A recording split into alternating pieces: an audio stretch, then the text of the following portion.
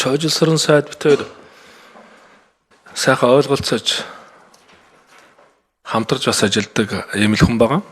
Тэгээ нэг зүйл дээр нэг жоохон ойлголцол тааруу байгаа. Тэгээ тэрийгээ би одоо асууя гэж бодож байна. Өнөөдөр манай Монгол улсад 1 кВт эрчим хүчний үйлдвэрлэж байгаа өөрийн өртөг гэдэг зүйл байна. Энэ өндөр болоход яг юу нөлөөлөд байгаа юм бэ? Тухайлах юм бол би 2000 оноос ихтэй сэргээгт эрчим хүчтэй өчний 9 компанитай холбоотой асуудыг хөндмөр байна. 350 төгрөг 1 кВт эрчим хүчийг 350-аас 650 төгрөгөөр төвийн нэгдсэн системд нийлүүлж байгаа энэ зардал нь Монгол улсын нийт эрчим хүчний хэрэглээнд эргэлж байгаа бэлэн мөнгөний 27% аваад явчихдаг. Өгж байгаа эрчим хүчний одоо их үүсвэр нь бол 3% л хангаж явах жишээтэй. Энэ яг энэ өртөгт нөлөөлж байгаа юу? Нөлөөлж байгаа хэдэн хувь? За хоёрдугаарт нь 2019 онд манай эрчим хүчний салбар 59 тэрбум, 20 онд 92, 21 онд 78 тэрбум, 22 онд 187 тэрбум, 23 онд 47 тэрбумын алдагдaltaй ажилласан. 24 онд 203 тэрбумын алдагдaltaй ажиллах нэг тийм судалгаа байсан чинь 335 тэрбум болсон байна. Тэгээ энэ алдагдaltaй ажиллаад байгаа зүйл чи яг юунаас болоод байгаа юм бэ гэж. Тэгэхээр манай энэ эрчим хүчний салбарын худалдаа авалтын бодлого нь хэр зохистой зөв явж байгаа юм бэ гэдэг асуудлыг хөндөх гээд байгаа гэсэн үг. Энэ одоо худалдаа авалттай холбоотой асуудлууд нь нөлөөллийн хувьд өөрөөр өртөгт хэрхэн нөлөөлөд байгаа юм бэ? Яг үнэндээ эрчим хүчний реформыг хийх гэж байгаа бол бид нэр бодит өртгөө зөв тооцож гаргаж ирэх хэрэгтэй гэж харж байгаа. Тэгжээ цаашлаад эрчим хүчний реформыг хийх нь илүү ард иргэдэд өгөөжтэй нуруунд дээр начаал багууруулах тэр боломжийг бүрдүүлнэ л гэж хараад байгаа байхгүй юу?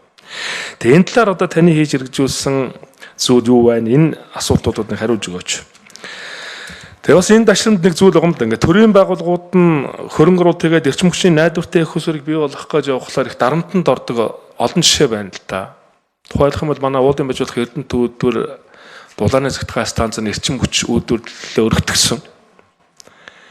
1 кВт эрчим хүчийг 192 төгрөгөөр үйлдвэрлээд буцаад эрчим хүчний нэгдсэн системээс 300 гаруй төгрөгөөр худалдаж авч байгаа. Тэгээ эрчим хүчинд одоо хөрөнгө оруулалт хийсэн биш эргээ жилдээ 10 гаруй тэрбум төгрөгийн алдаг төлөх нөхцөл байдал үүсчихэж байгаа. Тэгээ энийг ингээ бодглохоор одоо ямар бодог хэрэгжээд байгааг ойлгохгүй байна. За энэ бүхэн дээр яаж зүй зохистой болгох юм, яаж одоо энийг өөрчлөх юм гэдэг л таны бодол санааг сонсомоор байгаамаа. За баярлалаа. Өртөг гэж юм байх хэвээр. Бид нэр өртгийг бол эрчим хүчээр зохицуулахаар эрчим хүчний яам хамтраад улирал болгоно, үйлдвэрлэгч болгон дээр одоо төрийн өмчтэй компаниудыг жишээлбэл бодж шинжилж явж байгаа. Тэр өртгөн дотор мэдээж та хэлж байгаа тэр худалдан авалтын бодлого ямар байна гэж. Худалдан авалтын бодлогыг бүгдээрээ л бид нар тендер зарлуулаад тэр цохоо үед хамгийн хэмд зарласан ийм л худалдан авалтуудыг хийж байгаа. Тендергүүгээр нэгч худалдан авалт төрийн өмчт компаниуд бол хийхгүй байгаа. За хувийн компаниудын тухай би энэ зүрх ярмааргүй байна. Хувийнхан тендерээ зарлана уу, яаж зарлана уу энэ бол бид нар төр заахгүй. За таны яриад байгаа үнэн 2006 онд сэргээгт эрчим хүчний хууль батлагдаад таны яриад байгаа 600 төгрөгийн үнэтэй эрчим хүч худалдан авах гэрээг хийгээд холбуулчихжээ. Яг та өдөртөө адилхан улсын хурлын гишүүд тухайн үеийн улсын хурлын гишүүд батлаад тухайн үед энэ улсын хурл баталчихсан хуулийг засгийн газар биелүүлж таарна ийм асуудал үүсчихсэн байд юм аа. Мэдхгүй зовлон байдаг. Би одоо үрдтэй үеийнхэн л үгээ янз бүрийн хараар будаад баймааргүй байна. Ийм л одоо нөхцөл байдал руу орчихсон үнэн. Тэгээ одоо би юу та яриад байгаа шүү дээ. Би олон удаа ярьж байгаа. Нийт эрчим хүчний нэг 8.1 одоо өнөөдрийн байдлаар шинжлэхээр 8 эрчим хүчний 8.4% нийлүүлчихэд өртгийг нь 20.7% авчгаад байгаа юм. 20.7 биш ээ. Тэр чинь бол та би 23 оны юм. Одоо би 25 оныг ингээ шинжлэхээр орлогын 20.7-ыг авч байгаа юм. Тэр урд нь байсан тоо бол тэр 23 оны тоо шүү. 22 оны тоо. Одоо яг шинжлэхээр ийм байдалтай болчиход байгаа гэдгийг та бүхэн хэлье. Бодит өртгийг байнга л бууруулах мэдээж нөлөөлнө. Нөлөөлөхгүй гэдээ яах юм? Одоо энэ юу гişүүд дээ. Дэмжих тариф гэхэл юу нөөцний хөлсвэрэс одоо хэрэглэх цахилгаан эрчимгүйцийг хэрэглэж байгаа нь одоо энэ сэргээгт эрчимгүйчийн дэмжил явж байгаа шүү дээ. Намайг энэ сэргээгт эрчимгүйчийг дэмждэггүй, өнтэй юм сүлжээнд холбоолдоггүй гэхэл янз бүрийн байдлаар дарамтанд байгаа нь үн. Хэвлэл мэдээлэл байдлаар одоо гэж ойлгосон нөөцний лобби чинь сэргээгт эрчим хүчийг дэмжихгүй байна. Хоцрогдсон гихмээ тийм шүүмжлэлд явж байгаа нь одоо нэгэн тийм тангар өргөд чадна гэд очиод би намайг ингээд шүүмжлээд байна, ингээд хөндөгцөө байна гэд зовлон тайцаад тоочод байх нь утгагүй. Түүнээс биш ийм байдалтай байгаа нь үн. Та бүхэн энийг бид нар нуухгүй хаахгүй үннийг хэлж байгаа. Ийм л юм. За одоо энэ чинь ийм болчиход байна шүү дээ. Одоо уламжлалт техникөөс 3 дахин өндөр үнэтэй өртгөр нийлүүлж чадсан шүү дээ. Та бод. Тез дөрөөс бид нар өнөөдөр саний юу аваа? 1 кВт цагийг тез дөрөөс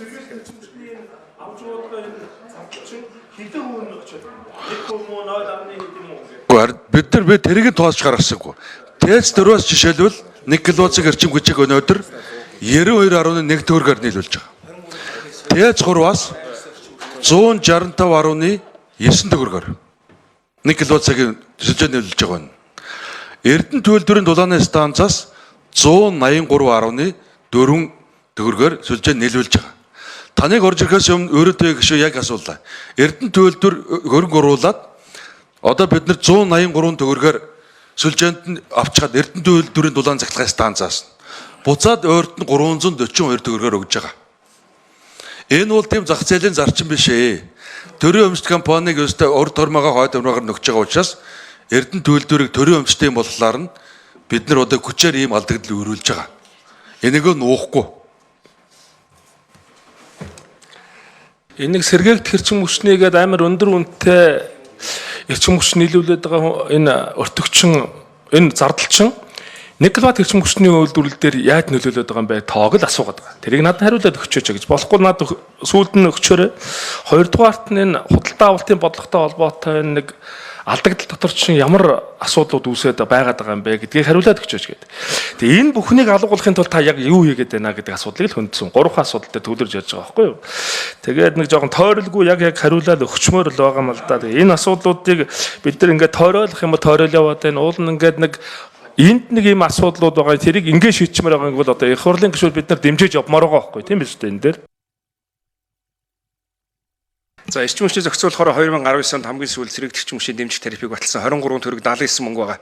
Тэгэхээр өнөөдөр эрчим хүчний үнийг 280 төгрөг төргсөн гэвэл 8.4% нөлөөлж байгаа сэргээгт эрчим хүчний дэмжих тарифыг энэ тэгтээ зохицуулахаар сүүлийн тарифаар бол дэмжих тарифын тогтоолыг хүчингү болгоод яг л сэргээгт эрчим хүчний үн одоо 280 төгрөг бүртгэхэд импортын үн энэ өндөр үнэтэй сэргээгтийн үнөө ТЭЦ 492 төгрөг ингээд нийлээд өртөг гэдэг зүйл гарч байгаа учраас тухайд 2019 он сэргээгт эрчим хүчний дэмжих тарифыг батлахад хэрэглээ бол 6.9 орчим тэрбум төгрөг байсан. Киловатт цаг байсан. Өнөөдөр 11.6 тэрбум киловатт цаг болж байгаа.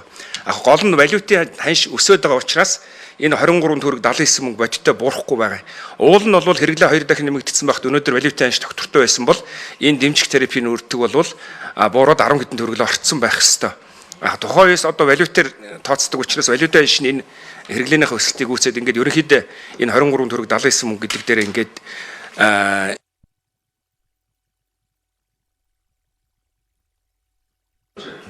за Батлууд гишүүн маш тодорхой үг нь асуусан. Би одоо цаг үржин тайлбарлалтай нь биш. 5 номерын микрофонд жолшрон сайд. За Батлууд гишүүн асууж байна. Өртөг бууруулахын тулд юу хийж яана гэж асууж байна. Мэдээж өртгийг бууруулахын тулд манай төрийн өмчт 27 компани бий. Эрчим хүчний сайдаар одоо зорилт төвшин батлуулж байсан. Эднэр дээр бид нар бүх жил болгон л өртгийг бууруулах арга хэмжээнүүдийг аваад явж байгаа. Хамгийн доод үнээр худалдан авалтыг хий. Хэмнэлтийн горимд ажиллагаад би одоо 22 оны 8 сарын 30-аас хойш эрчим хүчний сайдаар ажиллаж байгаа жишээлбэл манай салбар хэмнэлтийн горимд ажиллаж байгаа юм. Одоо би танд дахин хэлье. ТЭЦ 4 нөгөө их айхтар тендер явуулаад хусаад байдаг ТЭЦ 4 маань 92 төгрөгөөр л 1 кВт эрчим хүчийг сүлжээ нийлүүлж байгаа. Би нэг үрдэн гэж бодож байгаа. ТЭЦ 3 165 төгрөгөөр 1 кВт эрчим хүчийг нийлүүлж байгаа.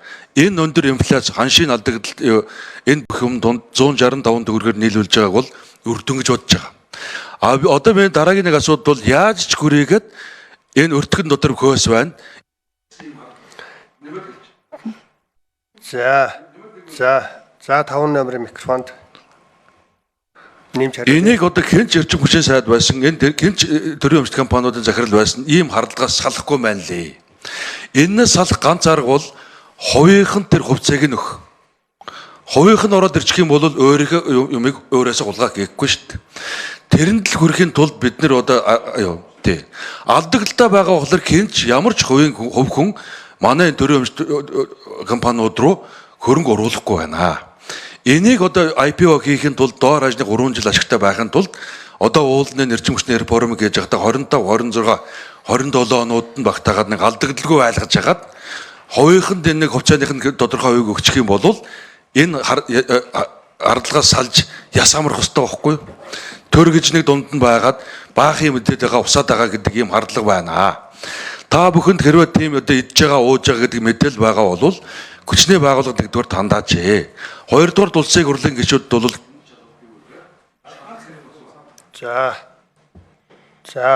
за Батлууд гишүүн. За хоёулаа нэг буруу ойлголцоод яриас олон гайгүй сайн ойлголцтой хоёр байгаа. Би болохоор 1 кВт эрчим хүчний хэрэглээнд энэ нэг сэргээгт эрчим хүчний өндөр тарифууд чинь хэр нөлөөлөд байгаа. Амар том тоо яриад байгаа мэдэхгүй. Эсвэл би өөрөө бодож олмоор юм аашаа. Хоёрдугаарт нь алдагдлын тооцоо шүү дээ. 24 онд 203 гэсэн чинь 335 тэрбум болцсон. Тэнч яг юунаас болцсон юм бэ гэдэг асуудлыг хөндөд байгаа. Яг хөө зүгээр бид бүхэн ер нь мэднэ л дээ амьдрал баян янз янзын зүйл байгаа шүү дээ. Наад чинь би мэдчил байна ер нь бол.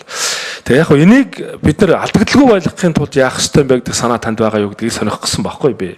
Яг тэр зүйлийг чинь би ойлгож л байна л да. Ингээ өртгөн жоохон буураж явж байгаа гэдэг. Надад нэг тодорхой хариулт хэлээд өгөхгүй тойроод байх байх.